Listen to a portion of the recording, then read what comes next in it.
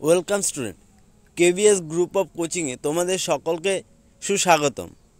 প্রতিদিনের মতো আজকেও নিয়ে এলাম কিছু গুরুত্বপূর্ণ এমসিকিউ কোশ্চেন নিয়ে, যে কোশ্চেনগুলি তোমাদের বিগত দিনে বিভিন্ন পরীক্ষায় এসেছে এবং আগত বিভিন্ন কম্পিটিটিভ এক্সামের মধ্যেও আসতে পারে। এই সমস্ত কোশ্চেনগুলি আজকের এই ভিডিওটিতে তোমাদের সামনে তুলে ধরা হয়েছে। তো চলো বেশি দেরি না করে আজকের ভিডিওর প্রথম কোশ্চেনটি দেখা যাক। আজকের প্রথম কোশ্চেনটি হলো, গান্ধীজি ডান্ডি অভিযান কোথা থেকে শুরু করেন? গান্ধীজি ডান্ডি অভিযান শুরু করেছিলেন সবরমতী আশ্রম থেকে। সবরমতী আশ্রম থেকে কিন্তু গান্ধীজি ডান্ডি অভিযানটি শুরু করেছিলেন। 2 নাম্বার, কোষবাদের প্রবর্তক কে? তো কোষবাদের প্রবর্তক কিন্তু হচ্ছে স্লেইডেন। 3 নাম্বার কোশ্চেন, ফুসফুস কোন পর্দা দ্বারা আবৃত? ফুসফুস কিন্তু পেরু দ্বারা আবৃত। 4 নাম্বার, ঘনাদা চরিত্রের স্রষ্টা কে? ঘনাদা চরিত্রের স্রষ্টা হচ্ছে Premendra Mitra. Next, Kolkata school book society কে প্রতিষ্ঠা করেন? কলকাতার স্কুল বুক সোসাইটি প্রতিষ্ঠা করেন ডেভিড হেয়ার। পরবর্তী কোশ্চেন, আর্য সমাজ কবে প্রতিষ্ঠিত হয়? আর্য সমাজ প্রতিষ্ঠিত হয় 10 এপ্রিল 1875 খ্রিস্টাব্দে। নেক্সট, কাবুই কোন রাজ্যের প্রচলিত নৃত্য? কাবুই কিন্তু মণিপুর রাজ্যের প্রচলিত একটি নৃত্য, কাবুই। নেক্সট, ভারতের কারেন্সি নোট ছাপানো ও সরবরাহ করা হয় কোথা থেকে? কারেন্সি নোট ছাপানো ও সরবরাহ করা হয় সিকিউরিটি প্রেস নাসিক থেকে। নাসিক থেকে কিন্তু এই সমস্ত কিছু সরবরাহ করা হয়। পরবর্তী কোশ্চেন, পথের দাবি এর রচয়িতা কে? পথের দাবির রচয়িতা হচ্ছেন শরৎচন্দ্র চট্টোপাধ্যায়। পরবর্তী কোশ্চেন, বেলা শেষের গান কার লেখা? বেলা শেষের গান কিন্তু লেখা সত্যেন্দ্রনাথ দত্তের লেখা। নেক্সট, টিউব ফিট কোন প্রাণীর গমনাঙ্গ? টিউব ফিট কোন প্রাণীর গমনাঙ্গ?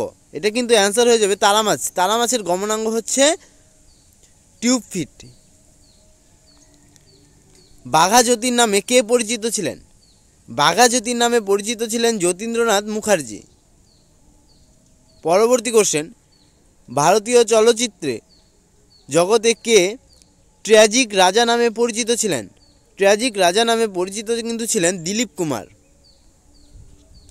পরবর্তী কোশ্চেন, আধুনিক শিল্প দানব বলা হয় কোন শিল্পকে? আধুনিক শিল্প দানব বলা হয় লোহা ইস্পাত শিল্পকে। নেক্সট, শিখ ধর্মের প্রতিষ্ঠাতাকে? তো শিখ ধর্মের প্রতিষ্ঠাতা হচ্ছেন গুরু নানক। শিখ ধর্মের প্রতিষ্ঠাতা গুরু নানক। পরবর্তী কোশ্চেন, গ্রিন পার্ক স্টেডিয়াম কোথায় অবস্থিত? গ্রিন পার্ক স্টেডিয়াম অবস্থিত কানপুরে। পরবর্তী কোশ্চেন, শিবাজির গুরু কে ছিলেন? শিবাজির গুরু ছিলেন রামদাস। নেক্সট, ভারতের সর্বোচ্চ অসামরিক সম্মান কোনটি? ভারতের সর্বোচ্চ অসামরিক সম্মান হচ্ছে ভারতরত্ন। পরবর্তী কোশ্চেন, বিজয়ঘাট কার সমাধিস্থল?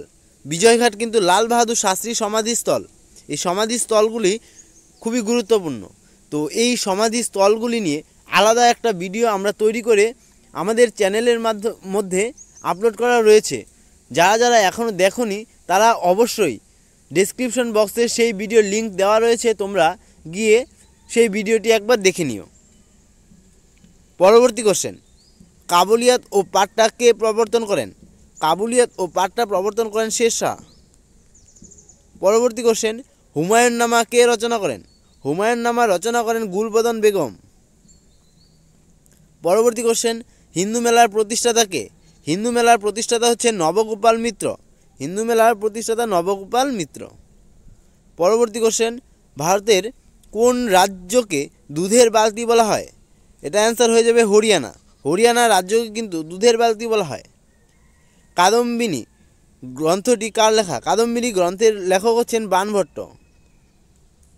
নেক্সট, এলাহাবাদ প্রশস্তিতে কোন কোন রাজার কীর্তি বর্ণনা আছে। এলাহাবাদ প্রশস্তিতে সমুদ্রগুপ্তের কীর্তি বর্ণনা করা রয়েছে।